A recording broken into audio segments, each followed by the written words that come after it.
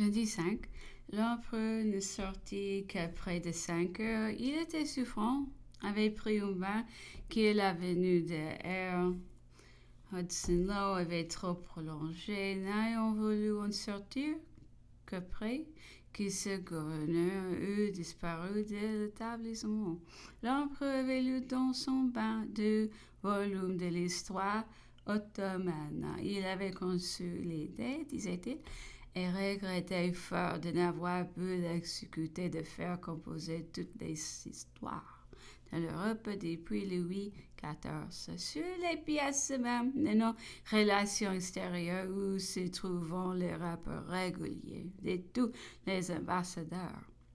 Mon règne, observait-il, était une époque parfaite pour cet objet, la supériorité de la France, son indépendance, la régénération, mettait en le gouvernement actuel à même de publier tous ces objets sans inconvénient. C'était comme si l'on eût publié l'histoire ancienne, rien n'eût été plus précieux.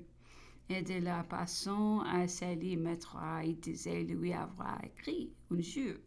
Soudain, surdisant, serré, mets-toi à la tête de tes troupes et recommence les beaux jours de ta monarchie. Salim, les Louis XVI des Turcs, disait l'empereur, qui nous était très attaché et très favorable d'ailleurs, se contenta de lui répondre que c'était bon pour les premiers princes de sa dynastie, que les mœurs de ce temps étaient bien loin que de pareils exacts, serions aujourd'hui hors de saison et tout avait son fruit.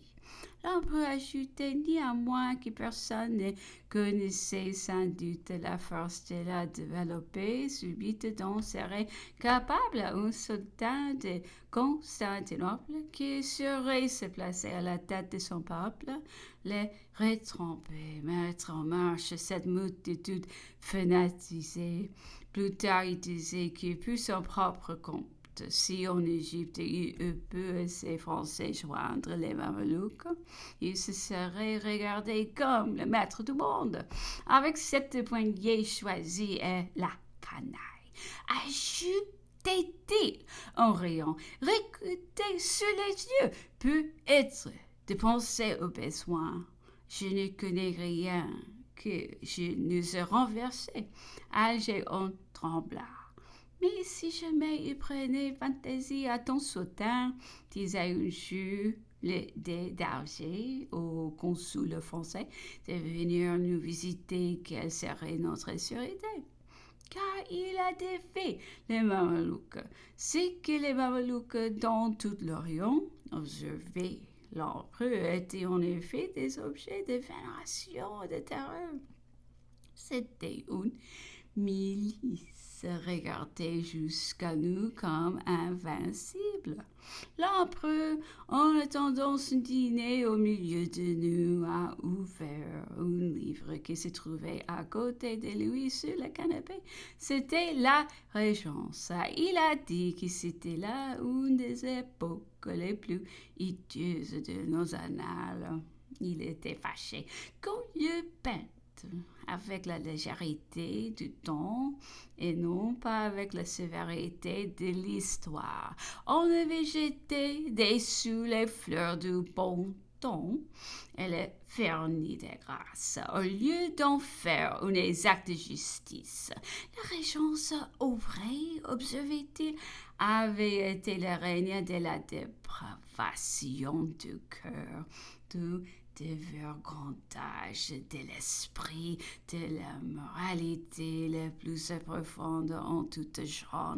C'était au point qu'il croyait, disait-il, à toutes les horreurs, à toutes les abominations qu'on reprochait aux mœurs du régent dans le sein de sa propre famille, tandis qu'il ne le croyait pas de Louis XV, qui bien qu'il plongeait dans le plus sale, le plus hideux libertinage, ne lui laissait pourtant pas le droit d'ajouter foi à des choses si révoltantes et si monstrueuse.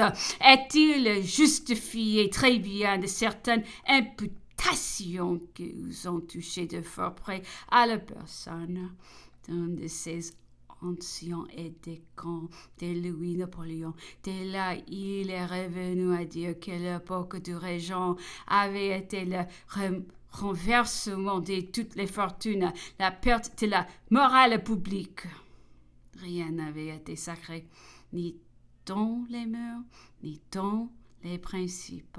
Les régents s'étaient personnellement couverts d'infamie les dans affaires des princes légitimés. Il avait montré la dernière bassesse et commis un grand abus d'autorité. Les rois seuls pouvaient autoriser un tel jugement. Et Louis Régent s'était plu à se déshonorer gratuitement dans la personne de sa femme, fille naturelle de Louis XV, qu'il avait trouvé très bien néanmoins d'épouser quand ce roi régnait. Mardi 6. Puis c'est l'attente qui venait d'être achevée. On y a dressé la table de service et nous avons invité à déjeuner avec nous les officiers anglais qui avions surveillé le travail. L'empereur m'a fait appeler dans sa chambre, il a fait sa toilette. Je l'ai accompagné à sa sortie jusqu'au fond du bois où nous nous sommes promenés quelque temps et discuté des sujets, des objets graves.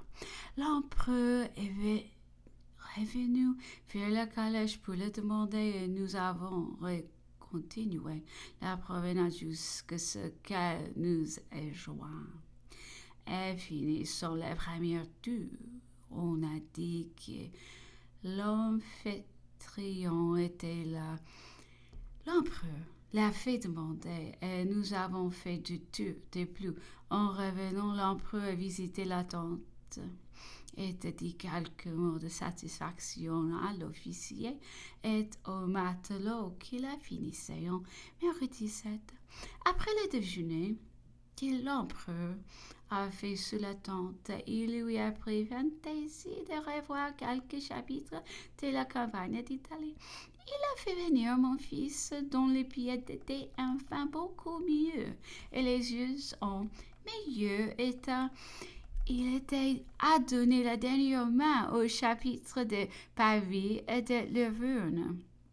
Il s'est ensuite promené vers le fond du bois, ayant commandé que la calèche vint l'y joindre. Chemin faisant, l'empereur disait regarder des campagnes d'Italie et d'Égypte comme entièrement finies. Les croyait en état d'être donnés au public et ce serait, disait-il, sans doute une chose bien agréable aux Français et aux Italiens. C'était le livre de leur gloire et de leur droit. Il ne croyait pas néanmoins qu'il dût y mettre son nom et répéter qu'il est diverses époques de ses mémoires consécréant ceux de ses compagnons fidèles. À l'arrivée de la calèche, la conversation continuant sur le même sujet, elle a fortement pressé de finir 1815. On en a vivement développé l'importance, la gravité, les résultats. Eh bien, a-t-il dit en souriant, il faut que je m'y remette tout à fait. Cela fait plaisir de se voir encouragé, mais encore faut-il de la bonne humeur peu travailler. L'on ne nous abreuve ici que de dégoût et de tracasseries. Ensemble, nous envier l'air que nous respirons. Rentré dans sa chambre où je l'ai suivi, la conversation a été des plus intéressantes et fort remarquables. Il a été question de Gustave III, de la Suède, de la Russie, de Gustave IV, de Bernadotte, Paul Ier. J'ai raconté qu'à Aix-la-Chapelle, Gustave III vivait au milieu de nous ensemble particuliers sous le nom de comte de Haga. Il faisait le charme de la société par la vivacité de son esprit et l'intérêt de ses récits. Je vais, oui, de sa bouche, sa fameuse révolution de 1700. 200 ans. Et j'étais dans l'opposition la plus heureuse pour connaître à fond cette époque de l'histoire de Suède. Je me trouvais forte des connaissances en même temps avec un baron de Springsporten qui, après avoir été fort zélé pour Gustave, avait eu le malheur de passer en Russie pour revenir à la tête des étrangers combattre sa patrie. Il en était résulté qu'il se trouvait par ces faits sous une condamnation à mort en Suède, où il était aussi à Aix-la-Chapelle en ce moment. On s'en était banni pour courtoisie, disait-il. À l'arrivée de Gustave, il ne s'était pourtant pas éloigné de plus d'un demi-lieue, de sorte que tout ce que j'entendais raconter au roi dans la soirée m'était le lendemain à déjeuner, combattu, modifié ou confirmé par le baron. Il avait été fort avant dans la confiance de ce prince. Il me donnait les plus grands détails compositifs sur les romans de la naissance de Gustave IV, qu'on a voulu être tout à fait étranger à Gustave III, de sa pleine connaissance et par sa propre volonté.